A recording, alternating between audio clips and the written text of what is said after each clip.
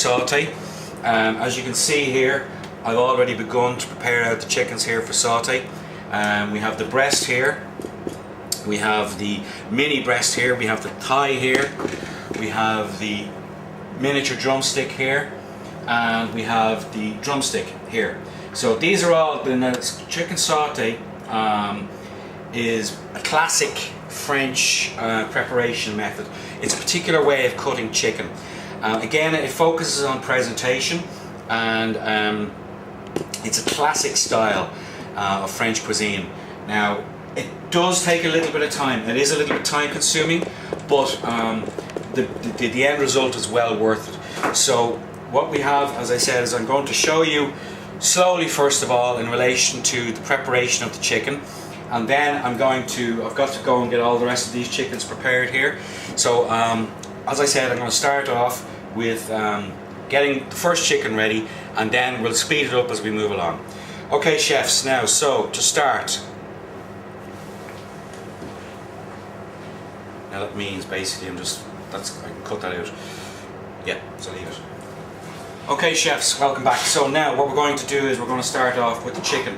Now, the first thing in relation to chicken saute is that you need razor sharp knives. Now remember that, okay? And as well, as I said, it does require X amount of skill with a knife, but you don't have to rush it. You're not in any hurry. You need to take your time, otherwise you're running the risk of cutting yourself. So like I said, do take your time in relation to this. Like everything else, it's practice. Practice makes perfect. So as I said, I'm going to start off here with this first chicken. So first thing, boning knife. Okay, actually let's just go through the tools you're going to need for this, right? You're going to need your boning knife.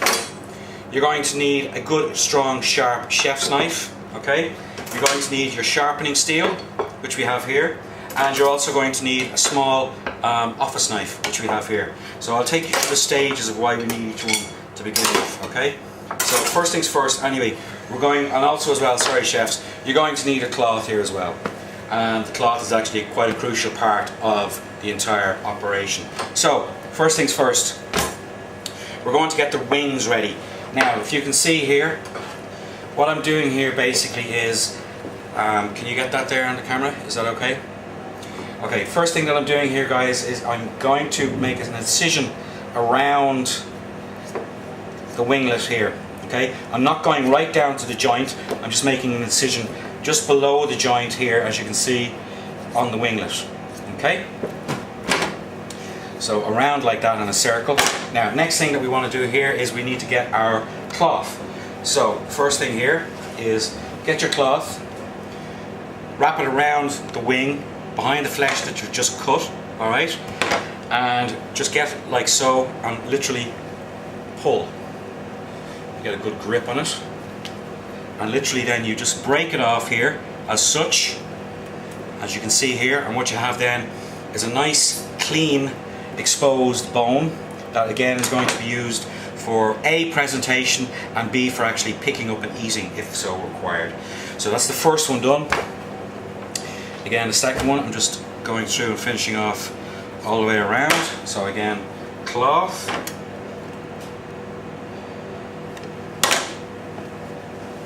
cloth in around the actual winglet of chicken here, and just literally lift it up like so. Put your thumb here, alright, thumb there, grab the bone and literally pull and twist, and you can see here it pulls off cleanly. So there we are there. So there's the first thing that we've done here, is we now have our two wings off the chicken. We have our bones ready for and exposed for presentation. Now, next thing I want to do is to remove the legs. So, follow me here. Take your boning knife, thumb and fingers between the breast and the leg, okay? And push them apart. Now with the knife down the center, like so, literally push and push and push and push and push, okay? Turn it around. Do the opposite side. Again, you can see I'm pushing as I'm cutting, alright? And again, what you're doing here as well, of course, is when you're pushing and cutting, you're also keeping your fingers safe. Now, next thing is we want to crack the leg joint, okay? So literally like this, crack one, we have the knuckle exposed here. Crack two, we have the knuckle exposed here. Now we need to remove the legs. So now in here, chefs, we have what is called the oyster of the chicken, all right? This is regarded as it's actually the most flavorful part of the chicken, all right? Reason being is because it's one of the most worked muscles in the chicken. So, but you want to include that when you're removing the leg. Don't just go in and cut across and leave the oyster sitting in. You'll see what I'm talking about here. And I'm sure you'll all recognize the actual area where this meat comes from. So you can see I've gone in and I've gone under. All right, I'm using the knife, the bone of the chicken to guide the knife. So you can see here what I'm talking about, yeah? This is where the oyster is, and this is what the oyster looks like. All right. Now remember to include that when you're actually taking off the leg. All right, it's important. So again, around, knife, like so. Let the knife do the work. Follow the bone. And again, guys, remember, please be careful when you're using razor sharp knives. All right. Now, so there we have the two oysters removed. Here we are here again. We have the two legs off. All right. Now, the next thing that we want to do is we need to remove the wishbone.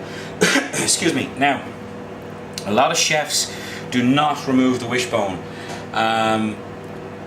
It's bad practice. You need to remove the wishbone, even if you're doing a roast chicken. Reason being is because it helps in carving. Like any bone that you would take out of any piece of meat, it aids carving, all right? So the first thing that you need to do in relation to that is to get your office knife.